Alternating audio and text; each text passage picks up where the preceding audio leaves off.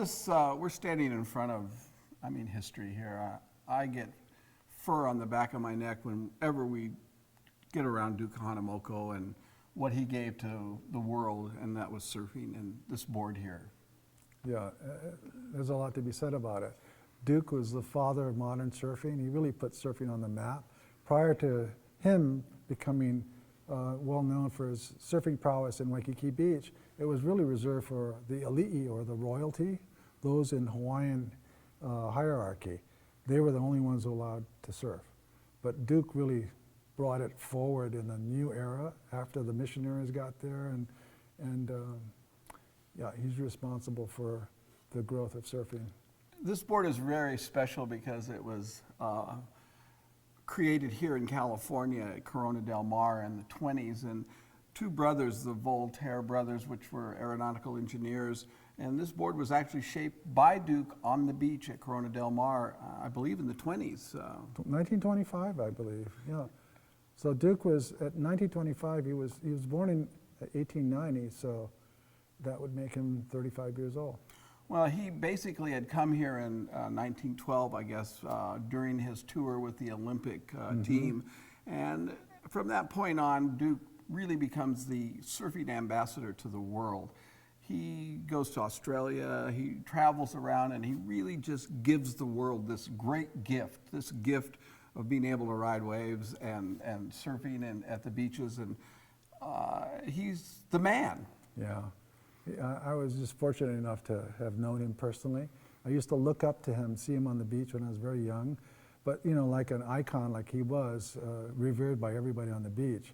They all knew him, but you just kind of look up in silence, you know, and admire him. But I got to know him when I was older, and everything that he was represented to be by all my mentors, it was true. He was a very humble, quiet man, but he was very powerful. And you know, it's interesting about those kind of people who have developed that and advanced themselves in that particular line or sport. They just command respect. Well, he brought what we call the aloha spirit. I mean, he gave the world the aloha spirit. I remember seeing some pictures of you and Freddie and Duke and Butch Van Aertsdale, and those things were very special. And he was a man that just captured. You saw him and you just wanted to meet him, you wanted to know him. He had huge hands and a physical presence like very few people. Very powerful. But this board, he shaped himself. Yes. It was a redwood plank. As you can see, it's not very long. It's a little over 9 foot, 6 inches, I believe. But it's wider, you know. And this was a typical plank surfboard, you know, common in Hawaii during the early 1920s, 30s, and into the 40s.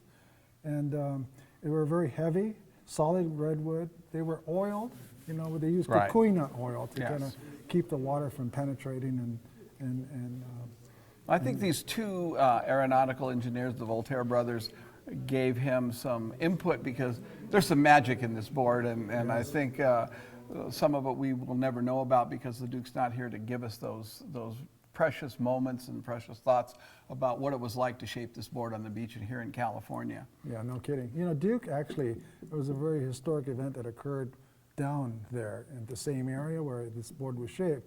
He actually, there was a boat coming in the channel that got caught in the huge surf that was occurring that day, and so they capsized, and Duke was able to save, I believe, 8 people that were thrown into the water. And unfortunately, he didn't save everyone, but that's a legendary accomplishment. And you know, Duke was that was what he was. You know, he was a Superman. Yeah, a very special guy. I mean, what he brought forth in swimming. I mean, he changed the whole concept of Olympic swimming by using his legs more than anybody else. And he had his own special crawl, and he went on to win some tremendous races. He was a great paddler, a great surfer.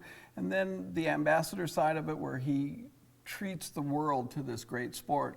But then he goes into the movies. I mean, he had a life that any one of us would love to have had. Yeah, what a charmed yeah. life, and so much that he left for all of us to enjoy. And you know, we owe a lot of aloha to Duke. the gift of the Aloha spirit from Kahanamoku. Wow, what can you say? I mean, it's so special. And again, I get fur on my neck just being in the presence of this board and what we're talking about. Kahanamoku, one of a kind. Indeed.